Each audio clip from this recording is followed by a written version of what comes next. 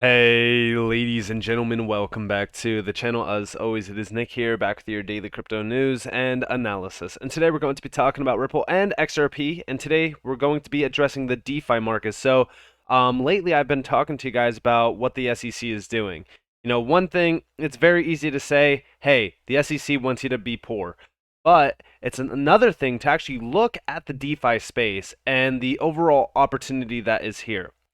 Listen, I don't need to tell you guys that you can go on to some of these DeFi protocols and even invest into some of these DeFi assets and earn a ton of money. You could stake.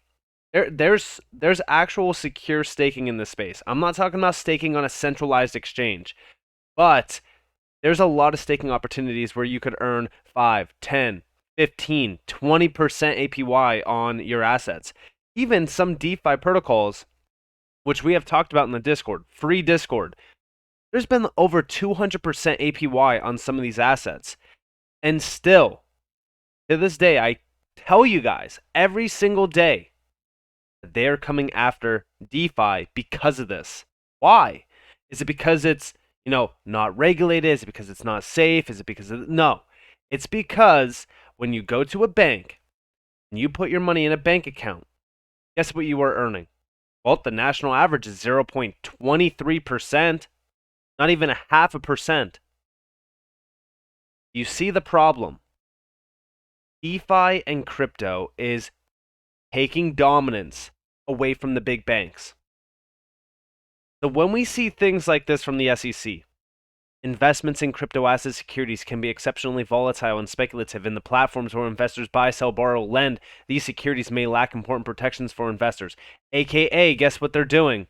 They're going to go after all of these exchanges. They're going to target all of these exchanges. And they already opened the door for this. Listen, when you go over to these exchanges, tell me all of these exchanges, right? What are the assets that are trading on these? Is it just Bitcoin? Absolutely not. We already know that, right? Look at the number of coins. I mean, some of these exchanges have 1,000 plus coins on them. This is why I say that all of these exchanges are going to be targeted. Why? Well, because the SEC already said only Bitcoin. Only Bitcoin is the one clear of the security standard. Every other asset is a security to them. So guess what? All of these exchanges, big or small, well, they're selling unregistered securities to the SEC. So they open this door. We will probably see a lot of these major exchanges being targeted in the short term. And I am very, very concerned about this. But it's not because they want to protect you. No, they are cutting out exchanges. They don't want any exchanges to thrive in the US. This is also a good time to get your money out of all of exchanges and put your assets on cold storage. I've been telling you guys this and preaching it for so long. I do have cold storage links down in the description below as well as in the comments below for a DCENT wallet and a Ledger wallet. If you don't want to use my link, you don't have to. Make sure you are buying from the actual websites because third-party sellers could tamper with them, but you need to make sure that your tokens are off of these exchanges because I do believe that we are going to see exchanges being targeted. And I just mentioned this over on Twitter on the 23rd when it actually happened. I woke up to this email from Uphold telling me, hey, we're shutting down staking services in the US. And I even said, and just like that, Uphold is strong-armed into shutting down their staking services in the US thanks to the SEC. Thanks, Gary Gensler and your gang of bankers for protecting retail investors from making money. Absolutely disgusting. You see down here, we're sorry to tell you that we decided to suspend our staking program in the US until there is greater legal and regulatory clarity. While we've not been contacted by the SEC about our program as a regulated institution, we can't ignore the recent SEC guidance on staking. And basically, if we look here, we'll shortly begin the process of unstaking customer assets in the US and expect funds to become accessible between now and April 27th. I want you guys to understand this, that a lot of people think, oh, well, they weren't forced into this. No, they did it because of the narrative that the SEC has printed. All of these exchanges that are offering staking services are probably terrified right now. Everything around the US in terms of crypto is getting attacked and it's getting torn apart by the SEC because they don't want us taking dominance away from the big banks. I've said it time and time again. The big banks are terrified. Why do you think XRP was targeted initially on? A lot of people laugh about it. Oh, XRP, it's a shitcoin. That's why I got targeted by the SEC. I remember Vitalik Buterin laughing about it. There's a much larger narrative here. The narrative is because what Rippl was doing with XRP was challenging the banks, challenging the traditional system. Do you guys realize what is on the line right now? U.S. innovation and financial opportunity is being targeted and torn to shreds. We do see over here from Eleanor Terrett. New industry sources abroad tell me that Gary Gensler and co. have been lobbying their UK and Canadian counterparts to pinch the crypto industry in the same way as the US. The FCA, which regulates financial services firms and markets in the UK, is preparing an announcement about tightening restrictions in the coming weeks, while Canada has already announced sweeping crackdowns against the industry. And for those saying this is incorrect, the correspondence is, at the very least, certainly taking place. And down here, you guys have the meetings in place with the chief executive at the United Kingdom Financial Conduct Authority, because a lot of people have been saying, like, this is incorrect. I want you guys to understand that, yes, the UK has been very pro on crypto so far. But if we see the SEC lobbying against crypto and trying to utilize their power and gross overreach to target other areas of interest by getting in bed with the elites around those areas, then we could see crypto being targeted in almost every area around the world. I do believe that there's a lot of overseas nations that are extremely pro-crypto, though. They will completely avoid what the US is doing. But I want you guys to realize that there is a war right now on crypto. And it's been brewing for 2 years, ever since that lawsuit against Rippl. You see over here from Brian Quintens, it would be a shame if the US Web3 crypto blockchain ecosystem moves overseas to get regulated. And he's quoting this tweet thread from Coinbase. 1 year ago, the UK announced its ambition to become a leading crypto hub, a policy driven from the highest levels of government. Since then, the UK has been one of the fastest growing markets. In a few weeks, our leadership team will visit the UK to meet with policymakers, regulators, media, and to engage with the wider crypto community. While there, the final vote on MiCA, the EU's comprehensive crypto regulatory framework, will be taking place across the channel at the Euro Parliament in Strasbourg. The timing of this visit is not coincidental. We are at a pivotal moment for crypto, and what's happening in Europe and the UK should be held up as an example. The region is recognizing the potential and the societal promise that crypto provides. And yes, we are seeing dominance moving outside of the US because of what the SEC is doing. Like, this gross overreach that they're utilizing in terms of any small amount of power that they have is ridiculous. And what the hell is the US doing? Right? Like, they obviously are seeing themselves fall behind. Well, guess what they are actually doing? Well, let's go over here. So this article got posted by Nick Carter, which, by the way, I'm going to leave this article down in the description below as well as in the comments below because I can't read the entire thing. There's just so much to it. I'm going to leave it down in the description below as well as in the comments below. I want you all to read this article because it's an extremely in detail article about this Operation Choke Point 2.0. Now, you've probably heard about it. A lot of people have been talking about it for a while. But we do see over here on March 23rd, this got posted. Did the government start a global financial crisis in an attempt to destroy crypto? Operation Choke Point 2.0. Now, I just want to skip all of this and I want to go to this part here. In the last month, regulatory attempts to kneecap the crypto industry in the US escalated dramatically. We've seen the SEC announce a lawsuit against crypto infrastructure company Paxos for issuing the BUSD stablecoin. Crypto exchange Kraken settled with the SEC for offering a staking product. Again, staking, big key.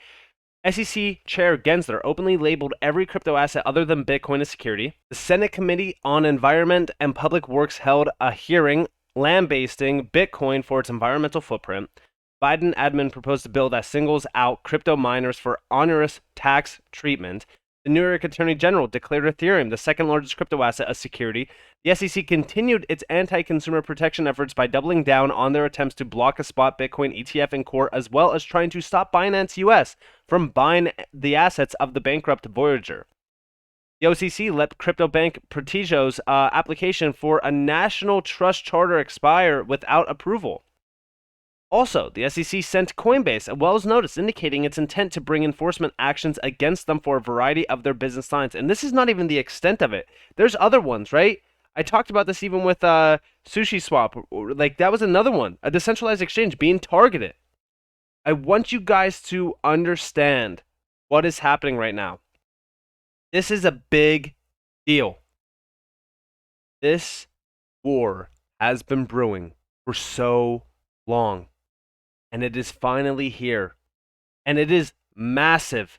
They even talk about Silvergate in this entire article as well, with Signature and SVB. I want you guys to really read through this because I know it's a lot to read, but if you believe in crypto, if you have been in crypto, and if you have a lot of money tied to crypto, this article should be on everyone's agenda to read. It is an incredible read. And Operation 2.0, right? Choke Point 2.0. This is a big deal. This should be in everyone's discussion right now. This should be on all news media because what we've seen around crypto in the last couple weeks is sickening, to say the least. Listen closely to this video. It's about a minute and 45 seconds long. This is talking a little bit about things. So just listen closely, and then I'm going to talk a little bit more about Choke Point 2.0. I also wanted to address our last guest, Custodia CEO Caitlin Long.